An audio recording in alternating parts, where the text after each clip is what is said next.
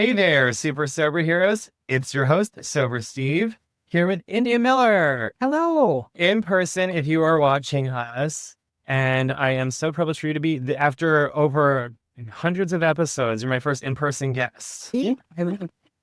I've had even people in town, like friends of ours, like Richard has been on the show, but we did it virtually because he was at work. So you're the first person who actually came in the studio. I'm so flattered. It's very exciting. Yes. And so I'm very excited for this interview today. I am 1,357 days sober, and I am grateful for this opportunity to be here with you.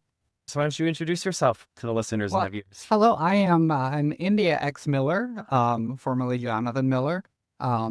And I'm in the middle of getting that. My name is legally changed, but I haven't updated my driver's license because issues going on with passports and things right now.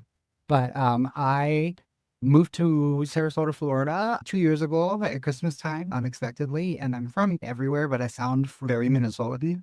So they'll never believe I'm a native Sarasotan. And I have been clean and sober this time for a little over 2 years. I had 8 years clean and made a decision to use my mom's pain meds as her caregiver the last 2 nights because my back hurt and it's all I had. And I thought that was okay. And it wasn't. And I had a talk through with my sponsor. And 2 nights really unleashed the beast in my chaos. Yeah. And if I was really working my program for me, that I work and stuff like it, I wouldn't have done that because I know how it could have ended. Yeah. I mean, I can definitely understand and I appreciate people like you sharing your stories of relapse because so far I am a one-chip wonder. But I knock on wood every time I say that because I also know that anything can happen and I never know what will happen because I am still relatively early on in this and I have hopefully many years of life left in me. I just want to make sure hearing stories like yours of it's still bad out there. I'm I listen to you all and I believe it because I know it's bad enough out there for us sober people sometimes. I bet if I was adding drinking and drugs into living in this world right now, it'd be very difficult. If I was a one-chip wonder, I would be celebrating 40 years. That's how long I've been in the world of recovery. I was 17. Wow. When we came into treatment the first time. So. Yeah. Today, looking at your life and how difficult things can be in general, what would you say is your favorite part of being sober? Really getting to be fully present and having opportunities. I can do anything when I'm sober. When I'm using, I literally can't do anything. Whether I'm and my use varies depending on what's going on, or if I'm not one who has a drink and immediately I'm crashing the next day. Mainly because, do we talk about substances? Okay, so the alcohol just makes me sick. Sick, and so I get really sleepy, and I'm always known to go to the bathroom and take a cab home because people want to leave. But it introduces that thought process that I can have substances and manage them okay. And I can't because if I have a drink, whether it's a week but I'll get to a place where I'll be I'm heavy, just a little skosh of meth would be the center. I'll just do it for a week. Or typically it's this, psychologically, I want to do something with a bad guy, with a parole officer and problems and not compliant. Dialogue about how the disease continues to progress and it does not pick up. Yeah. I came in functional at 17 somewhat, and I had some clean time. I went back out and became a party girl and was very successful as a party girl. And it was a lot of fun until it wasn't. And that was during the time where everybody was dying to bathe the community. And that was my support now. Amen. And some lesbian women too, of course, and some other trans people, but was really painful. And my experience coming out, I didn't have any family for 8 years. And so that's a whole nother long story. Yeah. And I get to show people that you can go through a lot. I've gone through really wonderful experiences of traveling the world in I think 70 countries.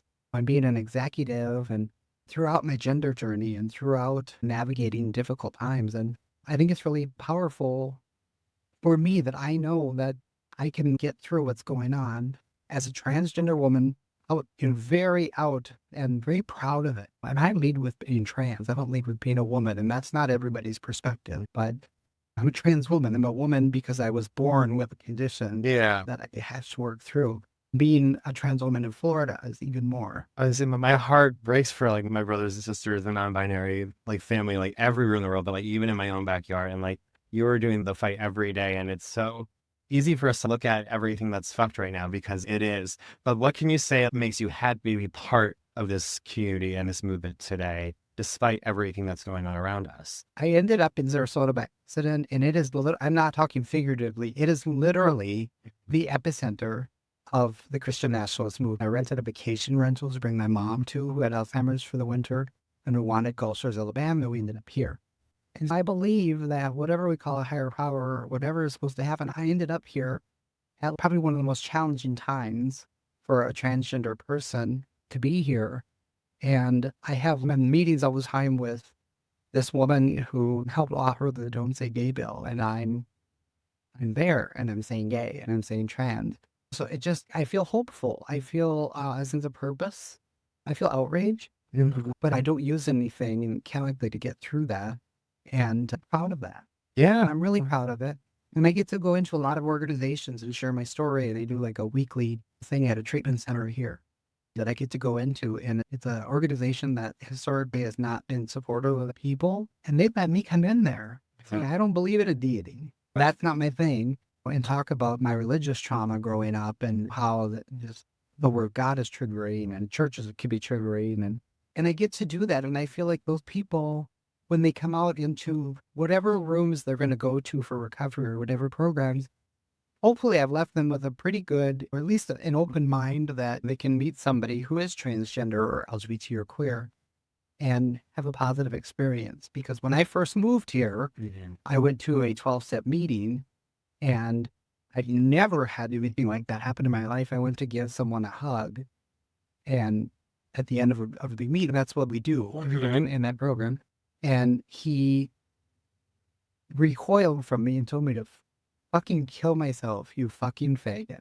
And that is not the general person here, but it was like, I just was like, where am I? And then I got the phone call from Planned Parenthood that they couldn't fill my prescriptions because the governor had changed the law. It's so bad here in Florida that that's just so normal that I'm not even going to tell a trans person that the hormones they started 36 years ago. Because I came out as trans in 1989 originally, before the internet, and there was no hate. It's just like the demons were inside my own head versus now. So I love that I get to be a face in the community, and addiction and alcohol abuse has been such a rampant part of society, but so much in the LGBT queer community, I think. And I have a lot of ideas why that is for me, but if I give up so much to be who I was, and in my generation, the thought of having children as an LGBT or queer person wasn't even in the cards. And so I was like, okay, I can just party every night and everybody's got to go home to their kids. And I'm definitely that person where the party is fun very quickly. Yeah, the party is fun. I don't want to go right now. The party's over. And so I helped start a new LGBTQ and allies meeting in a fellowship here where we didn't have one. Yeah. That right now, I knew I was transgender ever since I knew the word of transsexual. I knew it was, but all of a sudden it's a political issue. And we don't bring politics into meetings. Just because you're calling it a political issue, this is human rights. And that's the thing, is like, medical issue. just because one person in one role says that it's a political issue, it's not. And really difficult to navigate feeling comfortable sharing I was gonna what say, makes me want to relapse, because it is, and not that I want to relapse, but that is what is disturbing me on every level. So it's hard, it's tough times to navigate. yeah, I can it's making me, sure you encounter things like that all the time in meetings, but like I even the other day I went to my first ACA meeting, and so much of that was like powerful information, learning about like myself in a new way. But also one of the people at the meeting was wearing an American flag on their t-shirt, and automatically that put all of my like emotional defenses up in a way that I normally wouldn't. It's just so sad. As they were sharing, it was like, also I wasn't wrong either. And it's just, it's sad that that's become something that is almost a weapon against us, but it's also something like when people wear it to meetings or bring things up into meetings or politics, but it's just, it gets so dicey. Veteran that I know fought for that flag, and it means so much to them. And now you see the flag and you automatically assume it's somebody that hates you, and it's really traumatizing for those people in particular. But I feel the same, and I don't understand how the rainbow flag has become so traumatizing for the people. But the American flag shouldn't traumatize anyone but an enemy. But the president of the United States has called me anti-American. Yeah. It's just because I'm a trans female. He literally said those words. And I feel like that's instigating violence. And like you are talking about enemies within and saying I'm anti-American.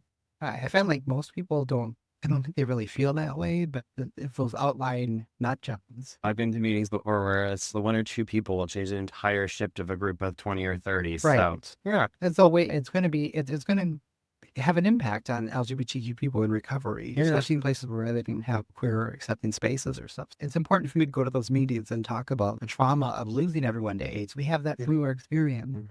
And a lot of them were straight people, but they were addicts. Everyone I knew was an addict or queer, and which was a fighting word back then. So there is that shared experience that's really helpful for me. What was your journey to recovery like? I was born to a mother who was on prescription amphetamines because she was gaining too much weight during the pregnancy, and Valium. And so I would have been in that category of however we identify babies that are born. And then I had a father who was mentally ill, and drinking was normal. We were offered alcohol like at 5, 6 years old.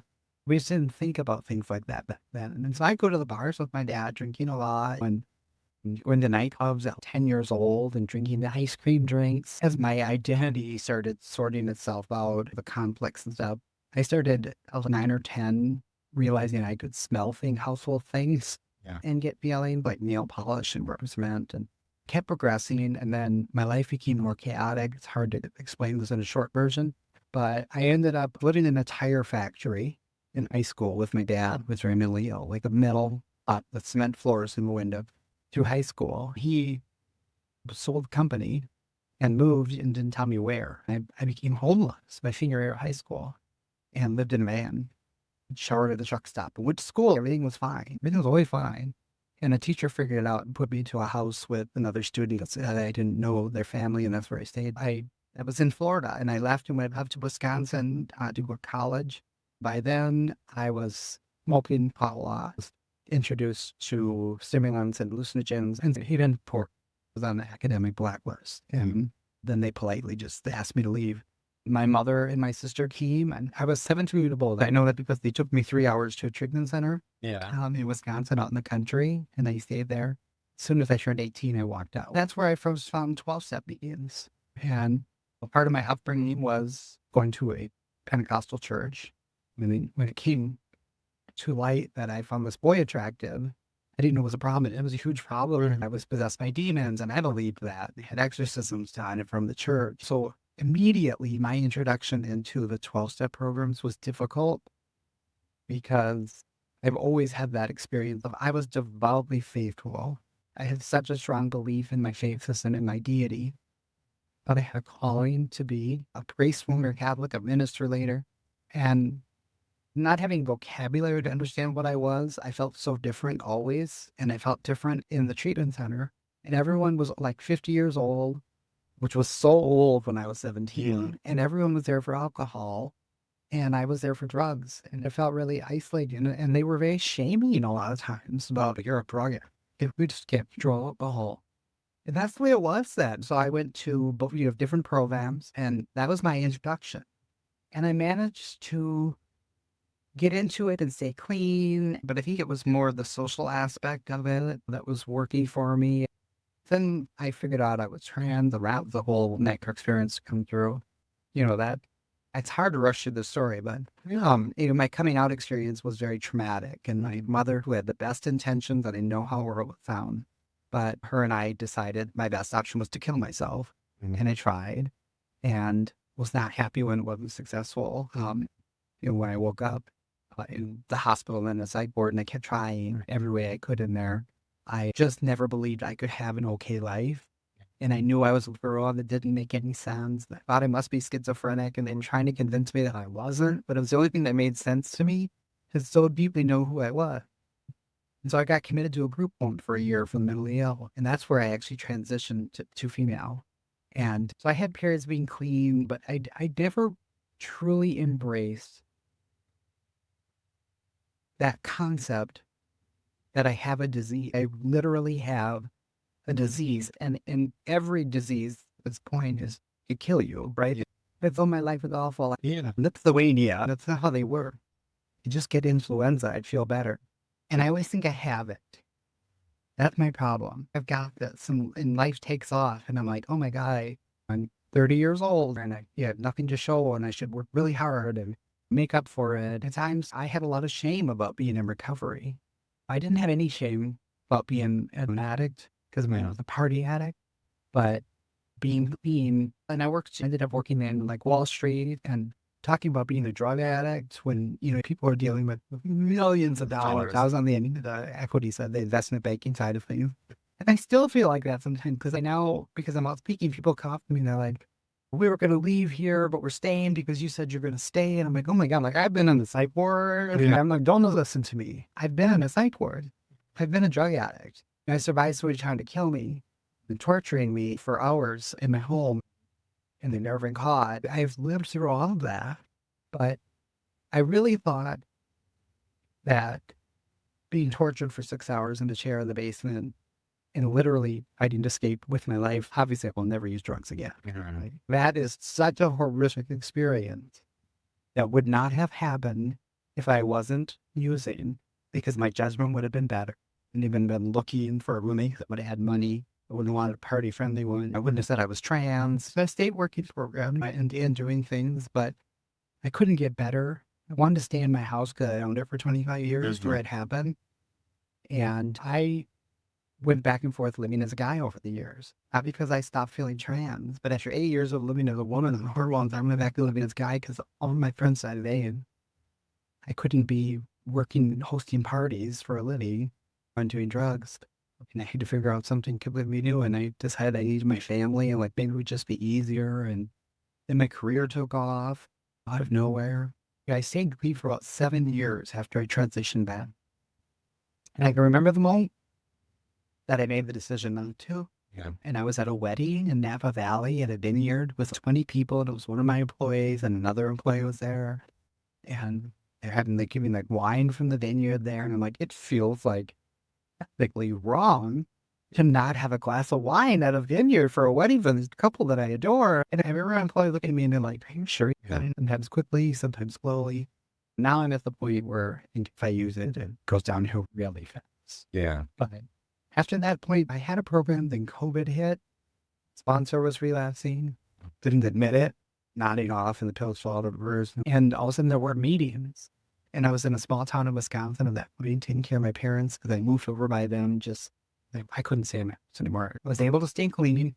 I was able to transition back to female in that house where it happened. And I had roommates and pit bull and security system. When that all fell apart, that was at the exact same time my parents were failing at living with. My mom and her husband both had Alzheimer's. She had dementia, he had Alzheimer's. They both had cancer.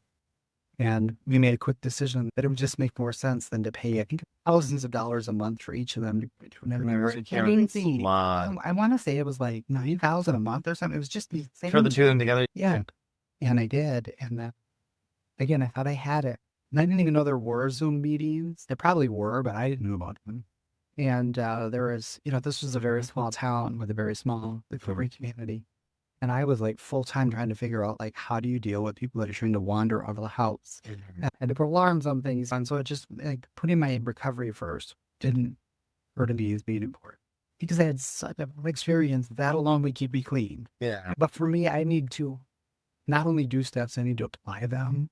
And I need to stay connected. If you told me I didn't need to go to meetings or do the program, and I could stay clean. I probably do that sometimes. Yeah. That joy and connection when I share some batshit crazy thing. Yeah. And like, oh, I'm going to share. I know I'm the only transgender person in the room, but I just need to share where I'm at. And some guy with a huge pickup truck and 6 baby mamas comes up. He's like, I really related to your share. And I'm like, awesome. Yeah. I'm like, I can't imagine what part, but it's so weird what people get out of just being real. Yeah. And in those meetings, I'm in a real space. That's where I'm really authentic and I don't feel the need to put on a happy face or I don't really feel pretty transparent for the most part. Like I will cry on social media if I need to. And I'll cry in a parking lot or, in Publix or something. I don't go there anymore, actually. It's important for me to be authentic there. And I don't have any secrets at this point in my life. And I realize that's not everybody's approach, but it's I had a minor stroke in 2022. There's no such thing as a minor stroke. COVID at my mom's funeral. Yeah. And it really was hard. Stroke that midweek syrup. So it's hard for me to keep track of stuff anyway. I've just had this wonderful luxury right now of just being completely transparent and open and honest about being in recovery.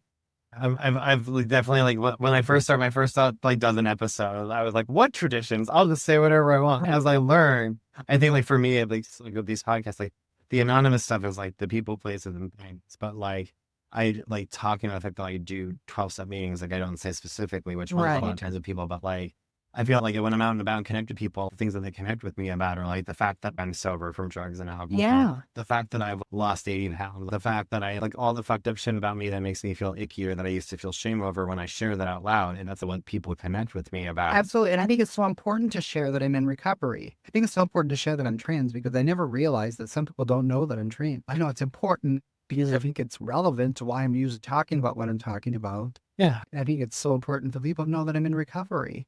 You take on that burden that I think the program intended of if I fail, then it makes the program look bad. But every approach for recovery has a failure rate and a success rate. I wish we could look at some of those things in 12-step world and realize like we evolve from the time that these programs are written to now when we live in a digital age and stuff. Maybe there's room to like think about some of these concepts differently, but I find that's really difficult. Leave and leave the rest, or take what I want and leave the rest. But they're the ones who told me to take it. It's hard, right? It's just like gender inclusive language was a big battle in the programs. Why? That is not a fundamental part of the program. I was We just just wanna like, say- if we can update the name We of can our say golf so people, quickly, right? why can't we update the name of how about we've been calling our friends and loved ones? If we're going to talk about God being our higher power, and so many people, if you just look at the world, so many people are not believing in God by the time this was written. Yeah. Why not be more open-minded? I like higher power most of the time, and I'll use Me God for too. shorthand. But if I do shorthand and I'm writing, I normally just write HP. But for me, it's higher power. For other people, it's God. For other people, it's the universe. I have a secret Yeah. decoder in that I can take God and turn it into HP. But when I'm actively feeling very persecuted by the same religion that I grew up in, that God becomes that God in my head pretty early when I'm in trauma. I don't want to go to meetings. I don't want to work steps with the word God, and I know that I'm supposed to be well enough that I can say group of druggies or I can say greater understanding of what I'm doing. And sometimes it's just really hard for me to do that. I've gone to some secular meetings and things, but the controversies that we put in the 12-step programs of that's not the program or that's not. I go to some inclusive meetings that use gender inclusive language, in the readings. I'm like, that's not the program because that's not, you can't mess with that. I'm going to do what I need to do to not use drugs and alcohol. I'm very glad, like, when I got sober, it was like a Zoom 9 p.m. queer beginners meeting in New York City. It was all about protecting everyone's feelings. And it got very difficult to time went on when I was doing service on the back end of having to protect everyone's feelings. But I appreciate what it does is right off the bat, it was always gender inclusive to the point where when I would go to meetings in town and they were queer and still to this day in 2025 use gendered language and sometimes end with the Our Father. And I'm just like, what? I can't do that. I'm just like, I don't understand it, but at least like now, like I don't, like I used to like visibly roll my eyes or like guffaw or want to leave, and now I can just like grit my teeth a little bit. Or some days it doesn't even bother me if I'm working my own program very well, but like it's hard because it's just like when it's like our people, especially, like we expect safe spaces. I feel like. I mean, if you've been molested or sexually assaulted, to expect that person to come into a program that has the word God, if you've been ritually abused in the church, or like I was, had exorcism done until you're possessed by demons as a teenager. That's a lot. Is it catching our recording? Yeah, it is. Oh, perfect. I'll land the dismount. Yeah. That's a lot. And I just wish we'd be more open-minded, about that. And I feel like it doesn't exclude people who believe in Jesus Christ as a personal savior or any God. It's just, I'm so not resistant to change that it's hard to understand people that are going to throw this up, the risk that somebody might die from addiction.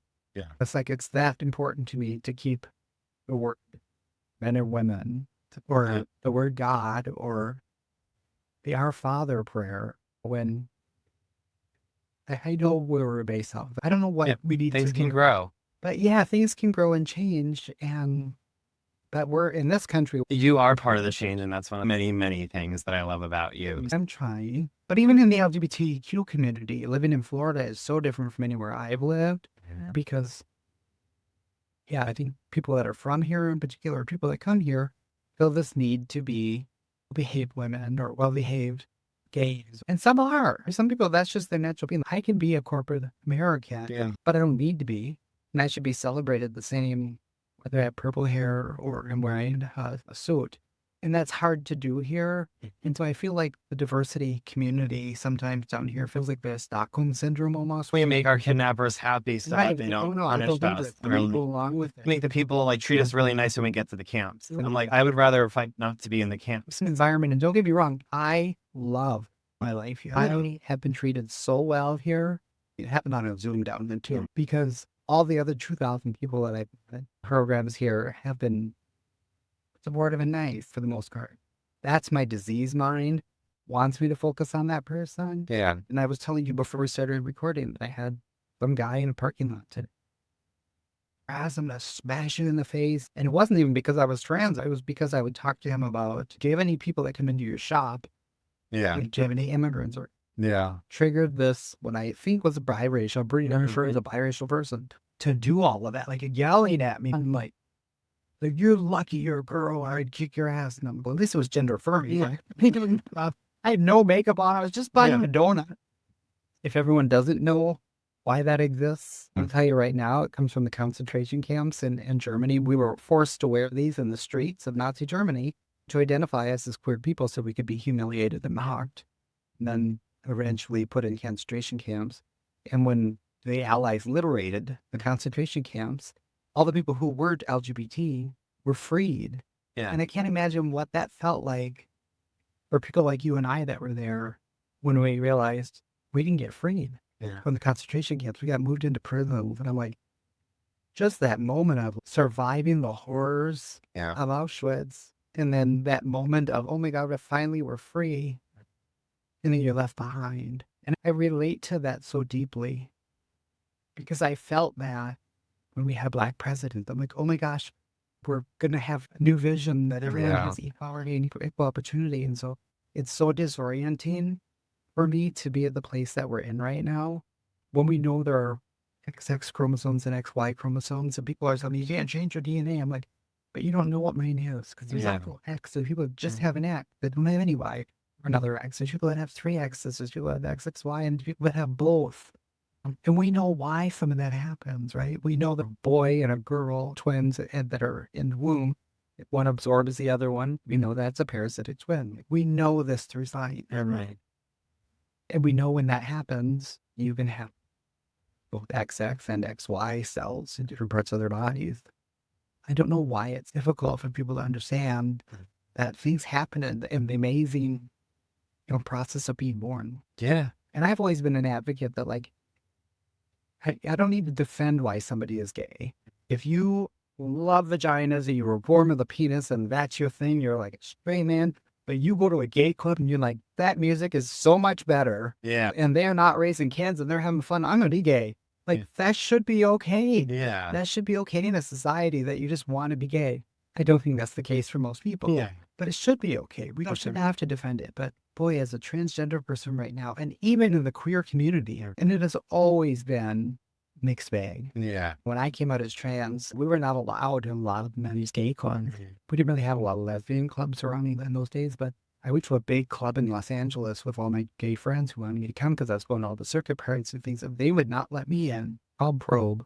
And it was a big old scene, and I had to take off my platforms. That was the final straw. They weren't going to let me in. And they told all the guys that I was with to go into the club ahead of me because they were afraid they'd get beat up and then I'd get beat up. And some stranger gave me his combat boots, and I put his combat boots on. He walked down the street barefoot, and I went into that club and had an amazing night and ended up going back there.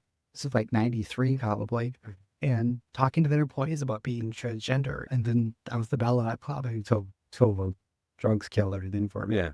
And I used to go talk to classes of psychiatrists, about my experience. Like, I went from being desperate to stay alive to thriving if I'm just allowed to be.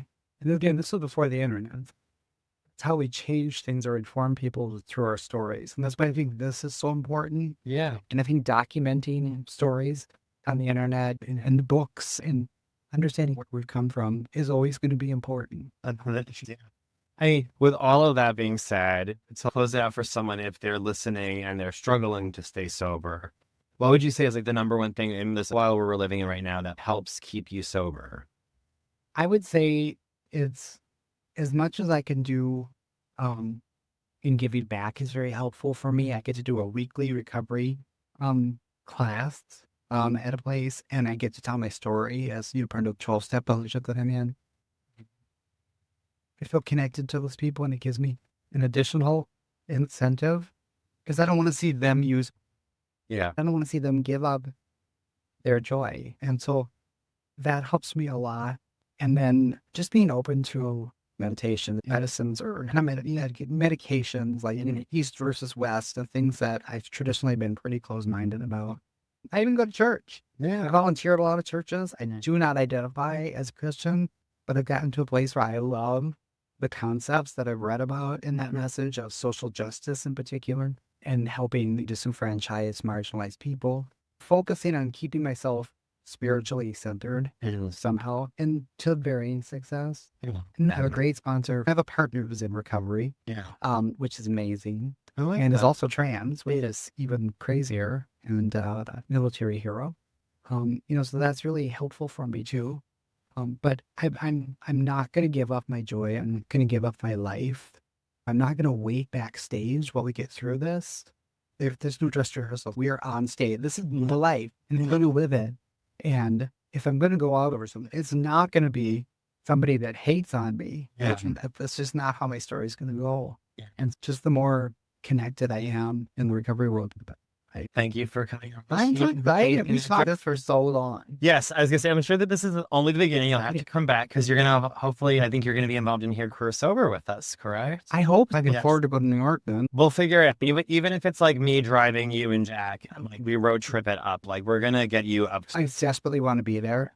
And then I want to have you on my radio show. Yeah, of course. You're going to try to help me figure out podcasting. I'm just trying to get my voice out there as somebody who's not scared as a trans person right now, because I realize who they are and I understand why. Perfect. I'll definitely put all of your ads for your social medias in the show notes. Any other special websites or places they should find you? I think I'm India X Miller on everything that I know how to use. Miller on the show notes. It's Transis Her, TRANSISHER radio on WFLR, and it's out there. They have an app that you can download and podcast, listen to the park. Perfect. Well, I said thank you. Thank you so much, listeners. And yes, you will be back here before you know it. So thank you, and stay tuned for another episode of Gay A next Thursday. Bye.